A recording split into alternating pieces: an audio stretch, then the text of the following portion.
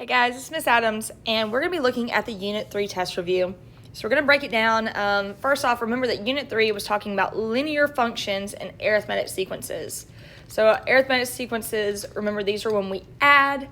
Geometric is the next unit when we multiply. So we're really focusing on what is being added or subtracted from each sequence here. That's our R value that we're going to be finding. And then we've got this A sub n. We've got our explicit formula, which is going to be our A sub n. Or excuse me, instead of the R value, it's going to be our D value. So our explicit formula is A sub n equals our A1 plus n minus 1 multiplied by our D, which is our difference. And then our recursive formula is just going to be A sub n is equal to A sub n minus 1 plus our difference. So let's look at this.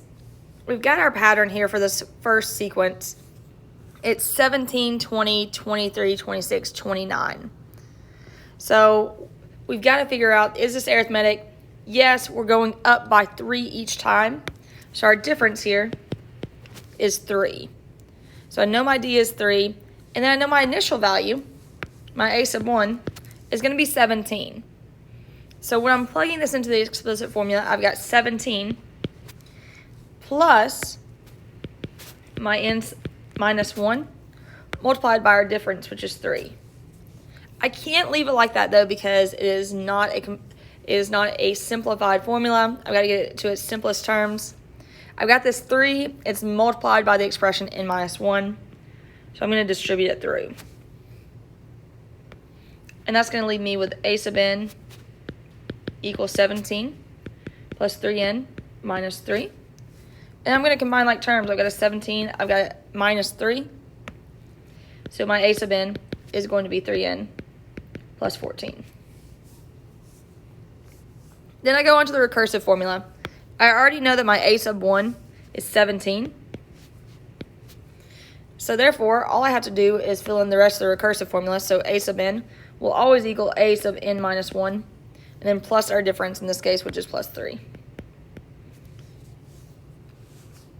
Then it asks us for domain and range. Because this is a sequence, the domain is not going to be all real values. Your domain is just going to be your x values, or it's your term number. So in this case, I've got A1, A2, A3, A4, and A5. So it's my first term, second, third, fourth, and fifth term. So my domain, in this case, will be 1, 2, 3, 4, 5. And it would continue on if we continued on the sequence. Then we're going to look at the range. These are your terms in the sequence. So where we have our term number A1, we have our first y value, which is 17. So I just rewrite the sequence as my range. So I have 17, 20, 23, 26, 29, and it would keep repeating or can keep going on from there. Now it asks us to write this sequence as a function. If I write this as a function, I go back and look at my explicit formula. So it says to write as a function. Anywhere I have an n in my explicit formula, I'm going to replace it with a variable x. So my explicit function of this sequence is going to be f of x equals 3x plus 14. So I just replace that n with an x. Then it says to graph the sequence. And do you notice a pattern? So let's just define like where we were at on our intervals here. So let's just say I'm at 1, 2, 3, 4, 5, 6. Keeps going on from there. And let's just start our y values at, let's just say 14. Say 14, we'll go up by 2, 16, 18, 20, 22, 24, 26, 28, 30. So we're going to keep looking at this. And we've got when x is 1, y is 17. It's going to be in between 16 and 18. When x is 2, my y value is 20. When x is 3, my y value is going to be 23. When x is 4, my y value is 26. When x is 5, my y value would then be 29. And if we were to continue the sequence, well, we know we've got 26, 28, 30. We go to up to 32 here. Then 29 plus 3, that's going to give me 32. So when x is 6, my y value is going to be 32. Do you see a pattern? Yeah, there it's increasing. It's got a slope of 3. So every time you move right 1, you're going up 3. So your rise is 3. Your run is 1. Let's go on to sequence 2. So sequence 2 did not actually give us our pattern, but it did give us our explicit formula.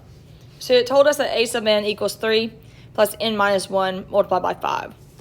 That tells us that our original a sub 1, our first term, is going to be 3. And it tells us our difference is equal to 5. And so that means we're going to go up by 5 each time. I'm going to start at 3. 3 plus 5 is going to give me 8. 8 plus 5 is going to give me 13. 13 plus 5 is going to give me 18. 18 plus 5 gives me 23.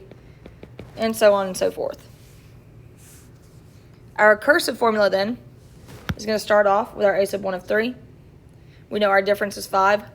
So our recursive formula is going to be a sub n minus 1 plus 5.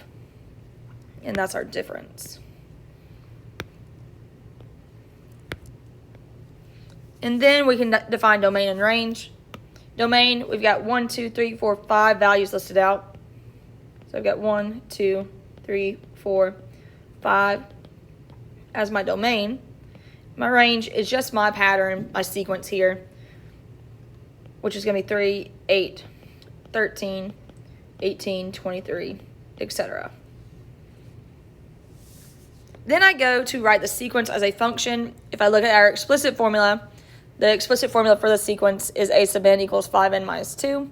Anywhere where I see an n, I'm going to replace it with an x. So then my function is 5x minus 2. Last thing we need to do is graph the sequence. Realize we are graphing this as a discrete function because it's not continuous. We're not connecting the dots, so it's not continuous. It's discrete. They're distinct points. We really don't know about the values in between, so that's why we're not connecting the dots. So once again, let's start at 1, 2, 3, 4, 5, 6 as my x values. And let's just go 2, 4, 6, 8, 10, 12, 14, 16, 18, 20, 22, 24 for y values. When I know x is 1, my y value, my range is going to be 3. When x is 2, my y value is 8. When x is 3, my y value is 13. When x is 4, my y value is 18. When x is 5, my y value is 23. And it's just going to keep going on from there. This one has a steeper slope. So it goes up 5 and over 1 because that difference is a positive 5. And now let's look at that final sequence, sequence number 3. So we're in this last column of our table here. We're not given the pattern, we're not given the explicit formula, but we're given the recursive formula. So this does tell us our a sub 1, so we start off with 7. And it actually tells us our difference. Our difference is 5. So once again, I'm going to do 7 plus 5 gives me 12. 12 plus 5 gives me 17. 17 plus 5 gives me 22. 22 plus 5 gives me 27. And we can continue on from there. So I know that my a sub 1 is 7, so I can go back to my explicit formula and do 7 plus my n minus 1 term multiplied by my difference, which in this case is 5. I'm going to use the distributive property to expand that, or to multiply that 5 into my parentheses. So I've got 7 plus 5n minus 5 is equal to a sub n. And then I'm going to combine like terms. I've got 7 and negative 5. So a sub n equals 5n plus 2. All right, let's go on to domain and range. So I've got a domain. I'm looking here I've listed out 1, 2, 3, 4, 5 points in my sequence. So I've got 1, 2, 3, 4, 5 as my domain. And then my range, I'm just listing out my pattern. So I've got 7, 12, 17, 22, 27, and it continues on. If I write the sequence as a function, I go back to the explicit formula. Anywhere I see an n, I'm going to replace it with x. So I've got 5x plus 2. Last thing we need to do for this one is graph it. So I've got 1, 2, 3, 4, 5. And let's go up by, probably going to be easiest to start at 5. Go 5, 7, 9, 11, 13, 15, 17, 19, 21 for my range here. And we're going to go, it's going to wind up going off the graph, but that's okay. When x is 1, y is 7. When x is 2, y is 12. When x is 3, y is 17. When x is 4, y is at 22. And when x is 5, y is at 27, which is going to go off of our graph here, off our coordinate plane. Notice this has an even steeper slope than the previous two because we're going up well, it's the same slope as the previous one, I apologize. We're going up 5 over 1. We're just starting at a higher y value, so we're starting at that 7. It's going to be 1, 7 is our initial value here in our sequence. They all have a positive slope though. All right, let's continue on to problem 4. It says, given the graph to the right, find each of the following. This function, when x equals 2, so what it says, f of 2. That means our x value is 2. So I got to figure out 1, 2 to the right. We got this point 2. When x is 2, y is at negative 2. So remember, what is 2, x or y? This is our x value. If it's listed inside the parentheses for f of 2, that's your x value. So if I write this as an ordered pair, I've got negative 2. Excuse me, not negative 2. See? We've got positive 2 as your x value, negative 2 as the y value. Now let's find the function at 0. So this is when x is 0. When x is at 0, y is again at negative 2. Now it's asking us to find the function at negative 5. So I'm going to go 1, 2, 3, 4, 5 to the right. When I'm 5 to the right, I go down 1. So my value is at negative 1. Then it asks us to find f of x equals 5. And tells us to find x. What this is saying is that your y value is 5. So I'm going to go up positive 5. So 1, 2, 3, 4, 5. So if I'm looking at that, I don't have a value there. So why don't we actually look at one where we do have a value. Let's change this 5 to a 4. So let's look at this function of x where it equals positive 4. So I'm looking at the line that's kind of I'm going to draw it out here. We're going up, down, up. So that's our function. I'm looking to where y is positive 4. So I'm going to go up 1, 2, 3, 4. And I'm going to go right or to the left 3 times. So that means my x value is at negative 3. So therefore my point is going to be at negative 3 comma positive 4.